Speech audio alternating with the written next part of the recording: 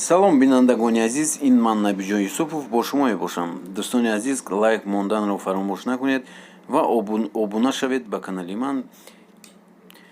Итак, Владимир Путин, раиси ҷумҳурии Русия, шоми 14 июн бо ҳадафи ширкат дар нишасти панҷуми машварати ҳамкорӣ ва табдилҳои боварӣ дар Осиё вориди Душанбе шуд.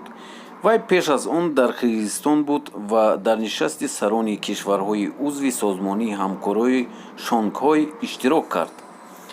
Хабарнигори мо аз фурудгоҳи байналмилалии Душанбе гуфт, Путинро президент Эмомалӣ Раҳмон пешвоз гирифт ва ду тараф суҳбати мухаттар анҷом доданд. қабл аз ин меҳмонони дигари баландпоя, аз ҷумла Си Ҷинпин, роҳбари Чин вориди Душанбе шуд. Раҳбари Чин инчунин барои анҷоми як сафари давлатии Тоҷикистон боздид мекунад, ки қарор аст рӯзи 15 июн баргузор шавад. Хабаргузории ТАСС бо такя ба манбааш дар сохторҳои дипломатии Тоҷикистон гуфт, дар ҷараёни сафари давлатии Си Ҷинпин ба Душанбе накам аз 15 санади ҳамкорӣ имзо мешавад. Ин санадҳо марбут ба ҳамкорӣ дар бахшҳои амният, иқтисод ва башарӣ мебошанд. Ду кишвар инчунин ҳамкориҳои стратегиро баррасӣ хоҳанд кард, гуфтааст манбаъ. Тоҷикистону Чин ду кишвари наздики Осиёи иқтисодӣ буда, аз ҷумла бар асоси тарҳи як камарбанд, як роҳ ҳамкориҳои зич барпо карданд.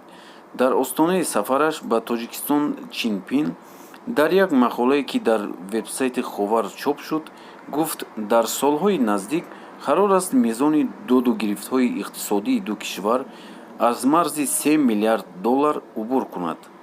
Пекин ва Душанбе мегӯянд, ки дар акси масъолии муҳими сахтии минтақа ба байналмилалӣ, аз ҷумла мубориза бо ифтодгарони дини, додгоҳи ҳамсон доранд.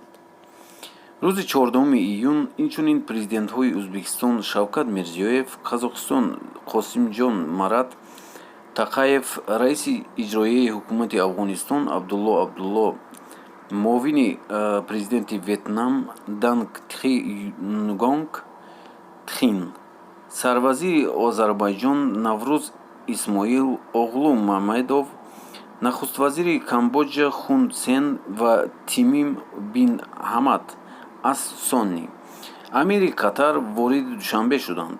амири Қатар ва меҳмонҳои дигарро дар фурудгоҳ нахуствазир Қоҳир Расулзода, вазири хориҷӣ Сироҷиддин Аслов ва Рустами Эмомалӣ шаҳрдоди Душанбе ва президенти раиси ҷумҳурии Тоҷикистон пешвоз гирифтанд. бар асоси барнома дар нишасти машварати ҳамкорӣ ва табдилҳои боварӣ дар Осиё даҳҳо роҳбарони кишварҳои Осиё иштирок мекунанд. Тоҷикистон бори аввал мизбони нишасти сарони машварати ҳамкорӣ ба табдилҳои боварӣ дар Осиё аст. ин созмон соли 1992 таъсис ёфтааст.